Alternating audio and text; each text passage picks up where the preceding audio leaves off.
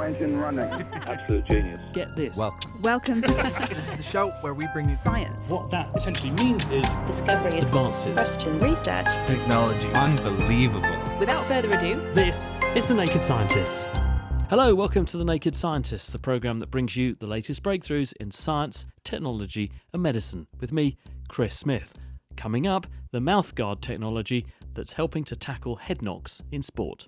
We can accurately measure head acceleration events. That is how your head reacts to a head impact. Dr. Aina Falvey. Also on the way, we'll assess the impact that space junk is having on our atmosphere, and the eyes are said to be the window to the soul. But what can they tell us about our health in general?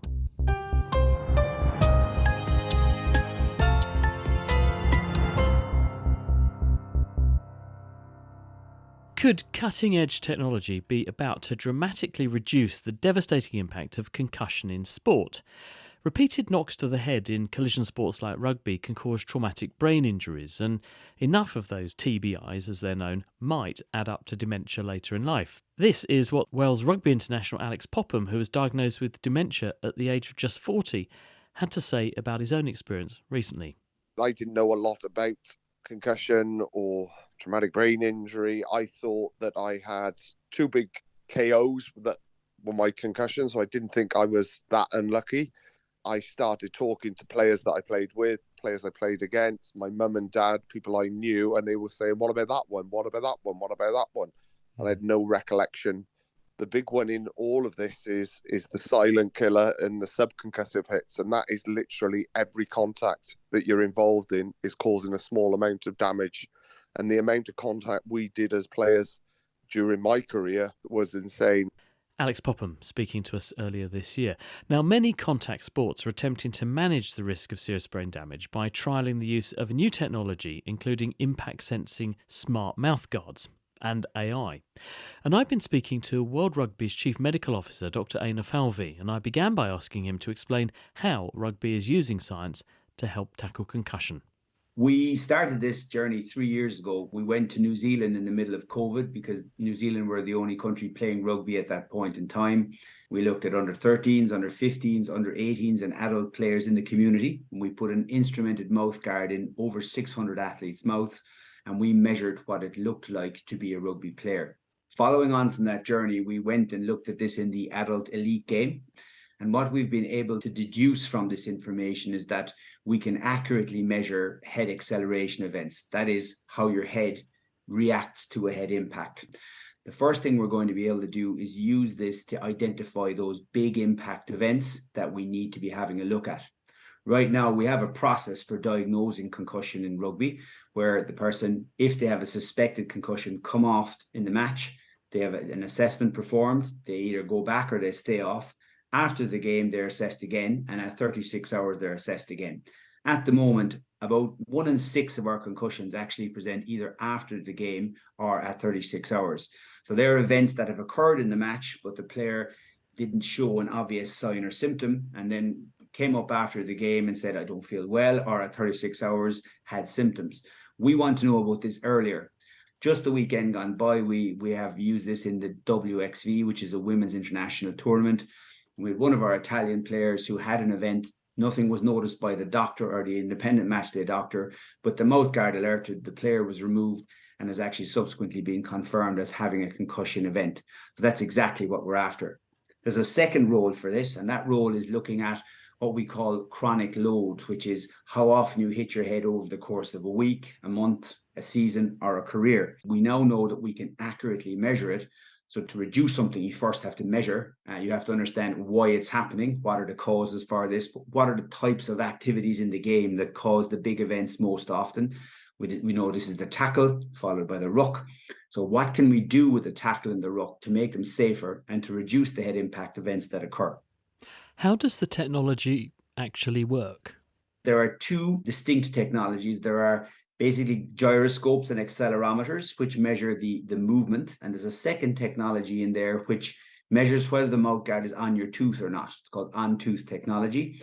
When it's on tooth, it measures the impact events, and then it has a Bluetooth capacity, so it can send a message to our independent doctor on the sideline, and that doctor will get the alert and remove the player. When this started out, what would happen is an impact or a head acceleration event was measured. It sent a message to the cloud, was then filtered on the company's portal and sent back out to the iPad or the computer of the person looking at the information. This technology is filtered on tooth, so it's ready to go within a second or two of the event. And then via Bluetooth, the message is sent to the matchday doctor. So the matchday doctor then can be aware that they need to have a look at the player and remove them. And how do you know that that data recorded from that player is an accurate representation of the experience of that player's brain when they're succumbing to those knocks? We looked at, for example, putting sensors in helmets, but that's notoriously inaccurate because the helmet moves independently of the head. So you get a lot of artificial movement and noise from the technology. The reason we use an instrumented mouthguard is that the player has a 3D intraoral scan performed. The mouthguard is made to that scan and it fits snugly onto their teeth. So the teeth are attached to the skull surrounds the brain. That's as close as we can get to measuring brain movement and brain response. So the technology then centers to the center of the head. So for example, players' age and size have a bearing on how that's filtered, but that information is a proxy. And basically the next step on this is some really, really clever engineering. We've been in discussion with Stanford University and with the NFL, who have what are called finite element models. So they'll take the information about the head acceleration events, about the direction of force, about the clinical outcome, and they can then understand what's called brain strain. But again, even that is hypothesis driven because there's no way of measuring what's actually happening in the brain. Does it take into account the fact that different people are different shapes and different sizes? Because a person whose brain anatomy, as in the structure of their head and neck and so on, they might be subjecting their nervous system to a different set of shocks from the same movement than someone who's a totally different shape and size. So if you're a female rugby player, by virtue of the type of game you play, you will have less and lower magnitude impact events, yet the concussion rate is very similar. So we think there's a susceptibility difference between men and women, which may be related to head size, neck strength, tolerance, neuromuscular control, which is basically how well your nervous system responds to movement and your ability to cope with that. So, for example, when you fall on the ground, if you have very good neuromuscular control in your neck, you hold your head steady and you don't bang your head to the ground.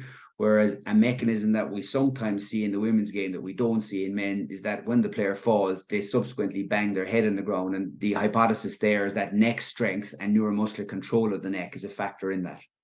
So is this a reflection on match fitness as well, in the sense that if you know someone is very fit, they're very strong, they've got really good muscular control, that they're going to be less susceptible? And so that's one of the metrics that perhaps you'll be arguing makes some knocks safer for some people. But once you've got this data, it reinforces your ability to make those sorts of judgments. I turn it around ever so slightly, and I would say that we understand that playing age is a significant factor in injury risk. So your level of experience and your level of physical training and preparation are in some ways protective. But the other edge of that sword is the fact that as you get better and bigger and stronger, you move faster, you generate higher forces. So there's probably a tipping point there. Lots to learn in that space, and we're just tipping the iceberg on it at the moment. World Rugby's Chief Medical Officer there, Dr. Aina Falvey. Into space now, and a new study has found that space junk is a polluting presence in Earth's upper atmosphere.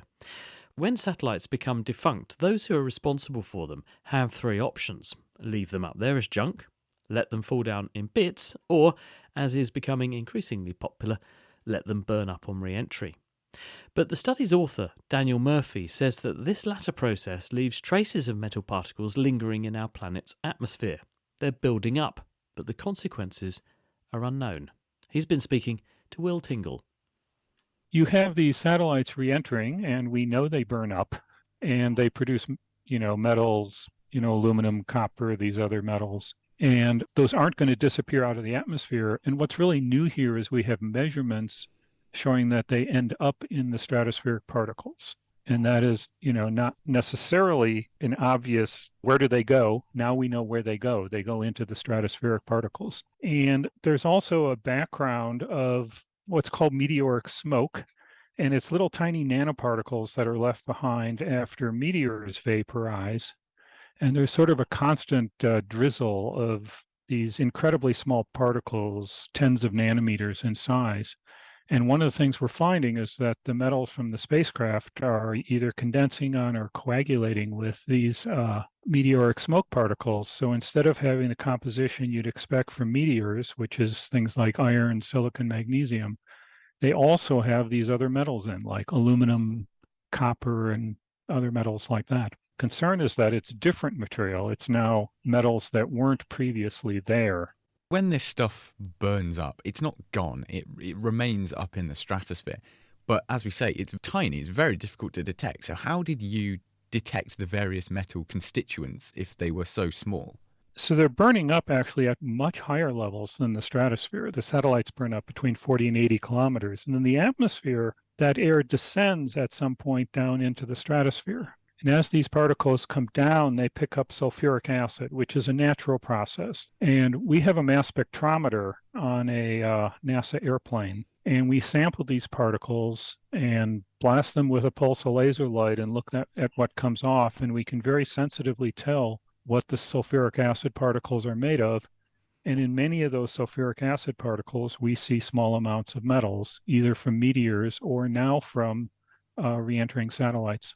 Our measurements were showing, we estimate that right now we can detect aluminum in about 10% of the particles in the stratosphere. That does sound like a lot of stuff that I personally wouldn't want hanging around in the upper atmosphere. Well, I think right now, on the one hand, we don't have concrete evidence that it's causing harm. On the other hand, these are new things we're putting in the atmosphere, and we really don't know what they're going to do to the atmosphere. And that's an uncomfortable situation to have plans to put a lot of material in the atmosphere, and you don't quite know what's going to happen.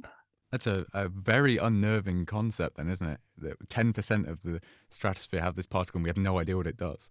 I have to say personally, yes, I find it uncomfortable. And again, it's kind of the trite call for more research, much of which, incidentally, will probably be in the laboratory. People looking at what does aluminum do in a sulfuric acid particle, and a lot of the stratosphere is quite cold. And what's the chemistry, and how do the chemicals in the stratosphere then react with that particle? So there's actually a lot of laboratory work as well as measurements in the atmosphere. Within this decade, we've got Jeff Bezos planning to launch over 3,000 satellites to keep up with Starlink. Starlink's aiming for 12,000 satellites. Each of them only have a rough estimate. It was a 5-year orbit time. So with this exponential rise in satellites and therefore a rise in stuff burning up, are we looking at an increase in these sorts of particles in the atmosphere that we don't really know what are going to do?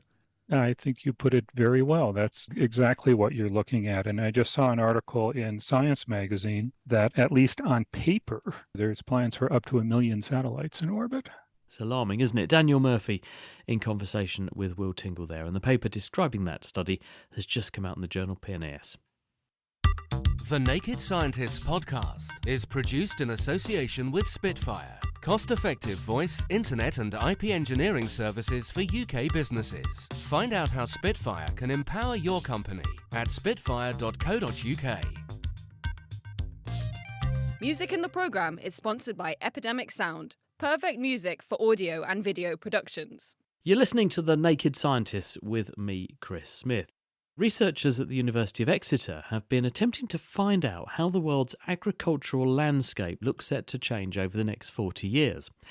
They've pulled together information on 1,700 crops from a database created by the Food and Agricultural Organization, and they predict that as global temperatures rise, wilderness areas closer to the Earth poles will become suitable for growing crops. At the same time, current agricultural areas will become much less productive. As a consequence, farming may have to move, placing valuable wilderness ecosystems at risk. The study's lead author, Alexandra Gardner, has been telling me about the research. We wanted to look at what will climate change mean for agriculture and how might it change where we're able to grow crops. And we were particularly interested in high latitude areas currently classified as wilderness, so they're untouched by humans, because these are really important areas for global biodiversity. They've got huge cultural value, and they also have huge value as carbon stores. are these areas going to be under threat from changes to agriculture? So in order to feed a growing population and an ever-hungry world, because some areas, because of climate change, are going to be less good at growing crops, we're going to have to exploit areas that at the moment we regard as pristine wilderness. Yeah, exactly. We've got a growing population we need to feed, so we need more food, but potentially on less land if some areas are becoming less suitable to growing crops. So we might be looking to areas where crops currently aren't grown and considering their conversion to agriculture. How does one go about doing a study like that? How did you approach it? We used a model called EcoCrop. Essentially, it looks at what the crop needs to grow and considers whether the temperature and the amount of rainfall that falls in the area over that season is going to be sufficient to allow it to grow.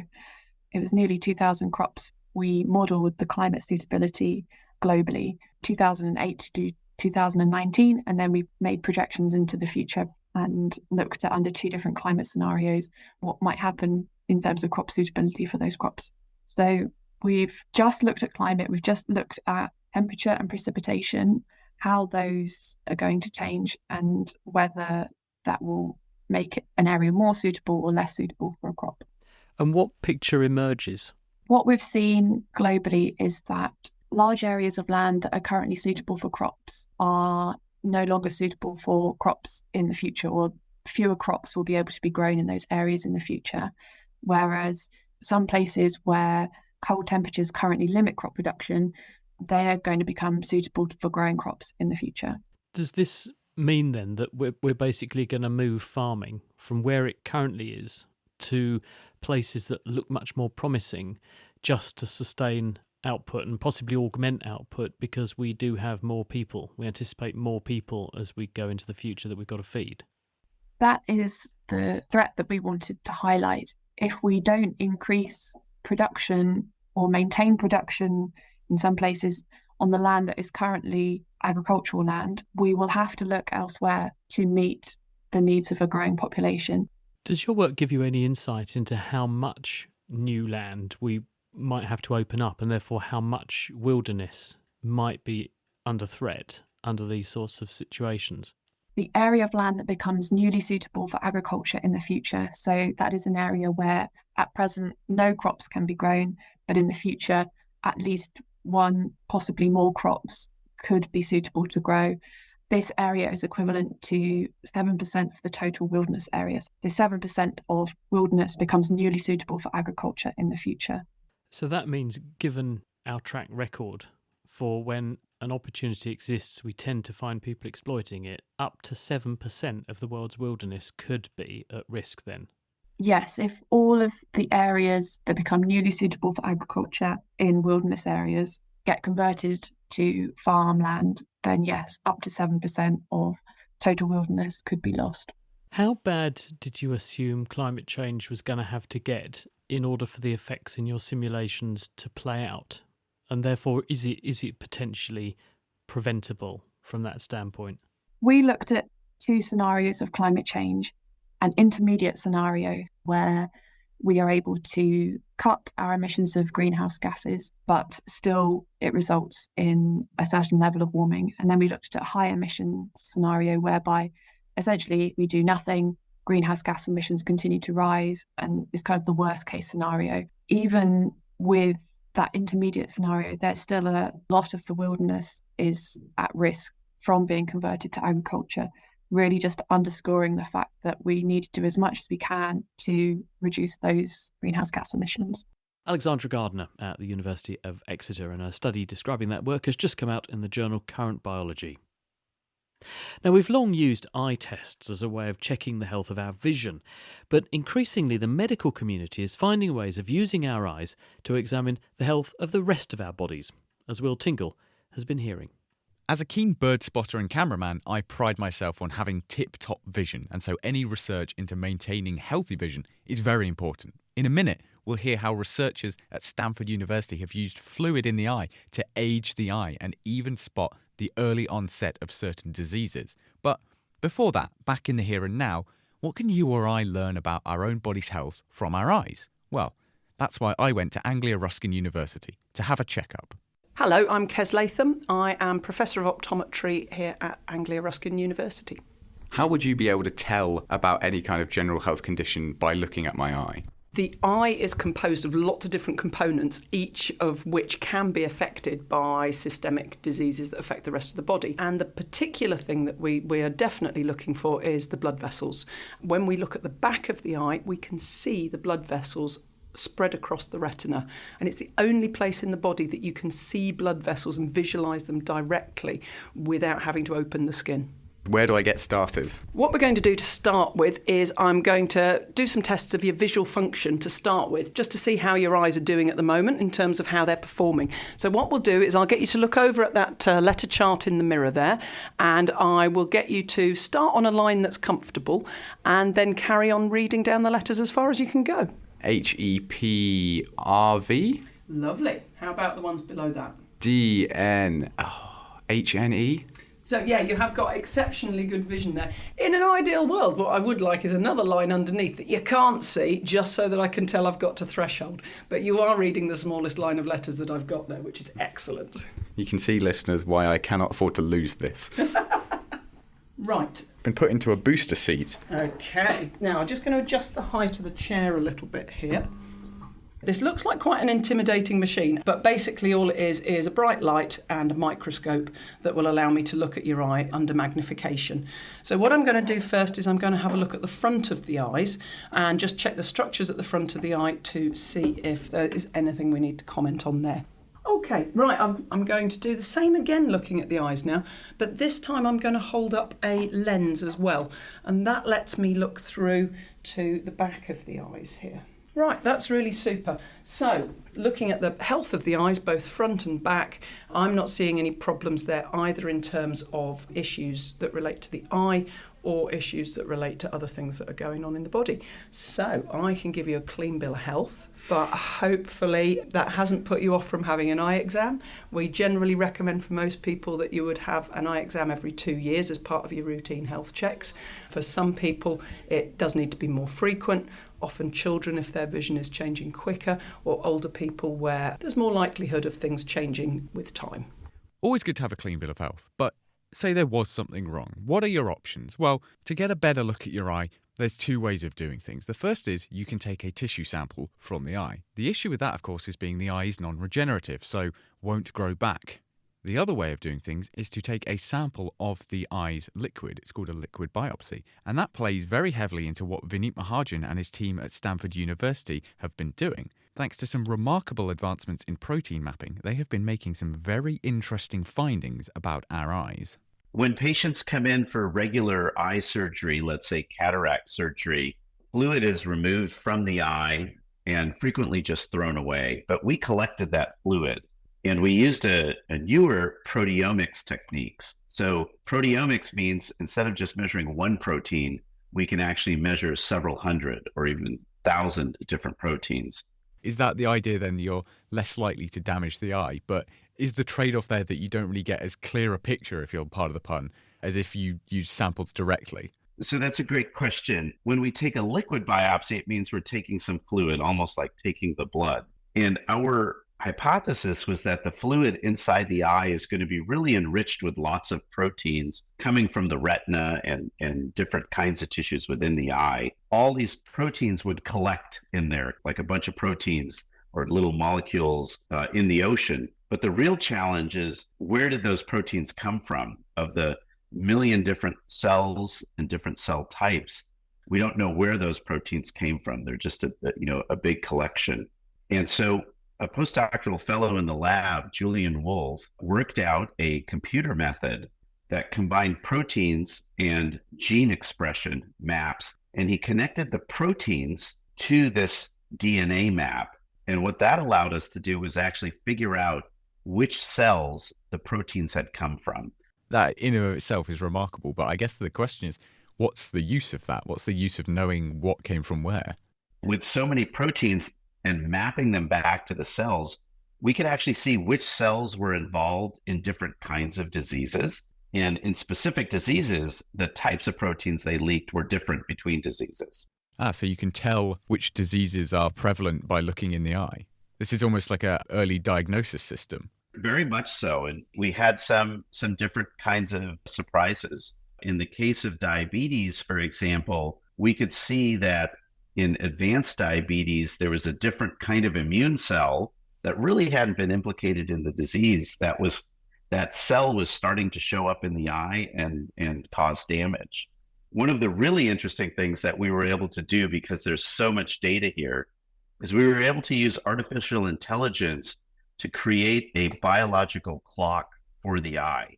So we know that different parts of our body seem to age at different rates. So a lot of our patients are super healthy, except for their eyes. It's as if their eyes had aged more than their muscles or their heart or their brain. And we found, using the artificial intelligence algorithm, that if we measured 26 proteins, we could predict the chronological age, the actual birthday of our patient, just by measuring those proteins in the eye. But what was really interesting, we all have this question that, if we have a disease, does that actually accelerate aging? And what we found is that in diabetes and inflammatory eye disease, that this biological clock was accelerated. So it was as if a patient's eye was as much as 30 years older than their chronological age. And thanks very much to Stanford University's Vineet Mahajan, and before him, Anglia Ruskin University's Kes Latham. That study has just come out in the journal Cell, so keep an eye out for that. Well, now it's time for Question of the Week, and James Titko has been buzzing to answer this for listener Sarah. I live in an area with a huge number of mosquitoes that I take every opportunity to kill. I assume that the ones I kill are the weakest and least cunning, which is why I can catch them. Am I, in fact, just creating a master race of mosquitoes by killing off the weakest ones? Thank you. Now there's a thought to make your skin crawl. So would whittling away the measliest mosquitoes really be having a big effect on the population as a whole? To help us find the answer, I got in touch with Lawrence Hurst, Professor of Evolutionary Biology at the University of Bath. Thanks, James. In short, I think the answer to Sarah's question is no. The notion that swatting a few mosquitoes will result in a master race of mosquitoes is not a problem, at least not a problem I would worry about. So it is known that broad-scale measures in which a sizable proportion of a population, and note sizable, are affected and can cause rapid evolution. For example, hunting for prize specimens of a number of species, mouflon, for example, or elephants, for large tusks or large horns has led to selection, for example, favouring shorter horns or shorter or indeed absent tusks. Similarly, broad-scale administration of insecticides has led to the evolution of insecticide resistance in many insects, including, in fact, in mosquitoes. Now, the difference between these situations and the mosquito whacking that Sarah is evoking is the scale of the enterprise, meaning the proportion of the population affected. So you're right to deduce, Sarah, that swatting the weakest and least cunning mosquitoes might mean the mutations associated with these characteristics are not inherited by as many future generations. However, the reason that this case is different from the others is that a minuscule proportion of the population is affected. And because of that, the strength of selection operating on the average mosquitoes is itself absolutely minuscule. So in a way, Sarah, actually you've answered your own question. If there are a huge number of mosquitoes where you live, the proportion that you're likely to whack is tiny. And because of that, the strength of selection operating on the mosquitoes to be more or less cunning is immensely small. So there you have it, Sarah. Allow yourself to swat to your heart's content. Thanks to Lawrence Hurst for helping with that one. Next week, we'll be answering this question from listener Joanne. Hi, Naked Scientists. Just wondering, why do we have bodies of salty water and fresh water? Surely over the millions of years, rocks will have been dissolved and we'd have salty water everywhere. Just wondering. Thank you. Well, that's a great question, Joanne. And if you know the answer, or you have a question of your own for that matter, do please email us. It's chris@thenakedscientist.com. You can also have your say on our forum at nakedscientist.com/forum. Now, just before we go, I'd like to say a very big thank you to John, to Ari, David and Dan, who've signed up this week to support us, and to all of you, in fact, who already contribute on a regular basis. Your financial contributions make a massive difference. So far, in 1 week, we are 4% closer to getting to our target for the year, so we still have a very long way to go. So do please drop by and help us if you can. We've made it very safe and secure. You go to nakedscientist.com/donate to help support this, what we hope is your favourite programme. That's all we have time for this week. Do join us on Tuesday, though, when we're going to be asking whether it is high time that we ditched DST and quit changing the clocks. Why do we even do this? How do countries that don't have time zones cope? We'll join us next time and find out.